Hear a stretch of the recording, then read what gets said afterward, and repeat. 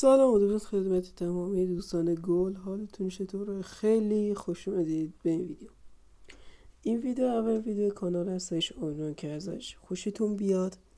لایک، کامنت، سابسکرایب فراموش نشه.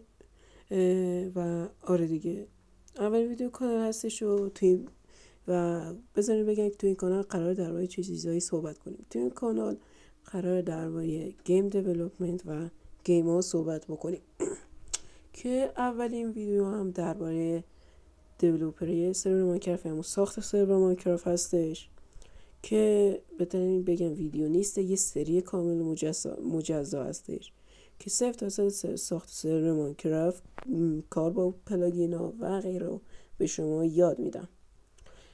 امیدوارم که از این سری ویدیو خوشتون بیایه و بزنید بریم سراغ ویدیو. خب شما اول سرچ ویندوزتون رو باز میکنید و کلمه وینو مینویسید.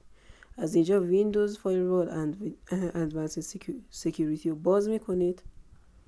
من از قبلا باز کردم. وقتی که بازش میکنید از این قسمت روی اینباند رولز کلیک میکنید، سمت چپ اینباند رولز کلیک میکنید. وقتی که کلیک کردید سمت راست روی نیو رول کلیک میکنید.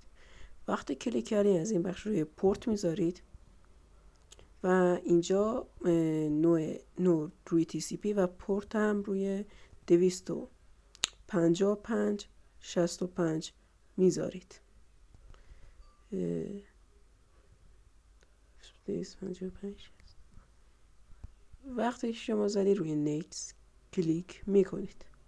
بله، روی گزینه اول آلود کانکشن میذارید باشه، دوباره نیکست و اینجا اسم میذارید، من میذارم MC و فینیشو میزنید. خب دوباره یه نیو رول میزنید، تو همین این باند رولز یه نیو رول میزنید، روی پورت کلیک میکنید، نیکست رو میزنید، این دفعه روی UDP میذارید به جای TCP. وقتی که روی UDP گذاشتید دوباره پورت رو میزنید 255/65 همون پورت قبلی و روی نکست میزنید، این رو همین گزینه اولی و دوباره نکست و دوباره نکست و اینجا دوباره همون اسم قبلی رو میذارید. من MC گذاشتم، شما اگه اسمتون یه اسم دیگه میتونید بذارید ولی یکی باشه.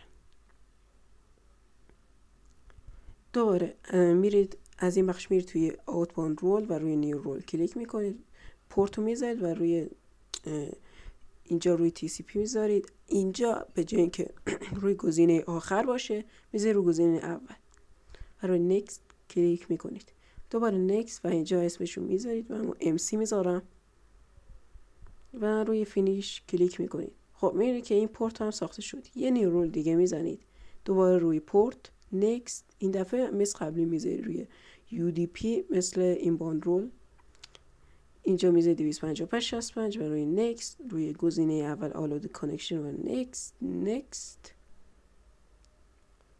و اینجا میاین اسم میذارید همون MC و تمام. خب میبینید که ما هم این باند رول هم آوتباند رول ساختیم. امیدوارم که از این ویدیو خوشتون بیاد.